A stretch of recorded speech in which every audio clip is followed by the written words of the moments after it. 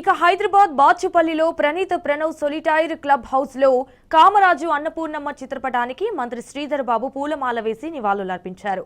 ఆయన వెంట బీజేపీ రాష్ట్ర అధ్యక్షుడు రామచంద్రరావు, బీఆర్ఎస్ ఎమ్మెల్సీ సురభివాణి, మాజీ ఎంపీ నరసింహారావు, మాజీ MLA Satish, Praneeth group CMD Narendra Kamaraju ఉన్నారు. అయితే గత 4 ఏళ్ల నుంచి అన్నపూర్ణమ్మ ట్రస్ట్ పేరుతో సేవా కార్యక్రమాలు నిర్వహిస్తున్నారని మంత్రి శ్రీధర్ బాబు అన్నారు. కరోనా సమయంలో ప్రణీత్ సంస్థ చేసిన సేవలను కొనియాడారు. అయితే కామరాజు అన్నపూర్ణమ్మ చారిటబుల్ ట్రస్ట్ పేరుతో చదువుకొని జీవితంలో స్థిరపడ్డ వారు మిగతా విద్యార్థులకు కూడా సేవలను అందజేయాలని కోరారు.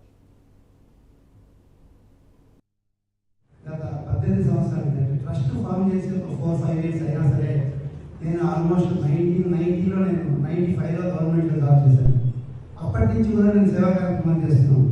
ఒక సిస్టమేటిక్ వేలో పద్ధతిగా చేయలేదు, కానీ సిస్టమేటిక్గా ట్రస్ట్ పెట్టి ఈ కార్యక్రమాన్ని 2 రాష్ట్రాల్లో జన్మనిచ్చినందుకు ఆంధ్రప్రదేశ్, ఈ జీవితాన్ని ఇచ్చినందుకు తెలంగాణ రాష్ట్రం ఇదే ఏరియాలో మొదలుపేట అనే ఊరు నుంచి నా ప్రస్థానం స్టార్ట్ అయింది, బిజినెస్ ప్రస్థానం. సో అక్కడి నుంచి 18 సంవత్సరాలు తిరిగి చూసుకుంటే ఇట్స్ మిరకిల్ అని అనిపిస్తున్నాను.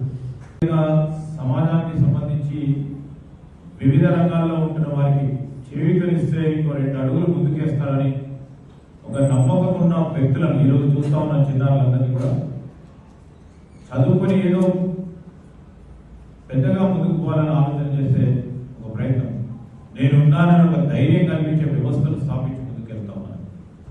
నరేంద్ర గారు ఈరోజు ఈ వ్యవస్థను స్థాపించకుండా ఏం కాదు, వారికి సంబంధించిన వ్యక్తులు వారి దగ్గరకు వస్తే ఇచ్చే కార్యక్రమం చేస్తూ ఉండేవారు.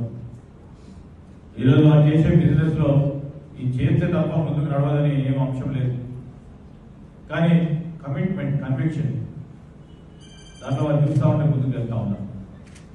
ఈరోజు వారు చేసే ప్రయత్నంలో మరి ఇంతకుముందే పెద్దలు చెప్పినట్టు ఫీజు రియంబర్స్మెంట్ కార్యక్రమం విషయంలో 2020 నుంచి ఇప్పటి వరకు ఫీజు రియంబర్స్మెంట్ కార్యక్రమం మా పైన భారం పడ్డది, ఒకటి తర్వాత ఒకటి తీర్చే కార్యక్రమం చేస్తాం. ఇంకా కూడా ముందు కూడా వెళ్తాం, ఇది కూడా ఇష్యూ లేదు. కానీ ఆ ప్రయత్నంలోనే ఇలాంటి వాళ్ళు తోడ్పాటు ఉంటే ఇంకా కూడా ముందుకు తీసుకెళ్లే కార్యక్రమం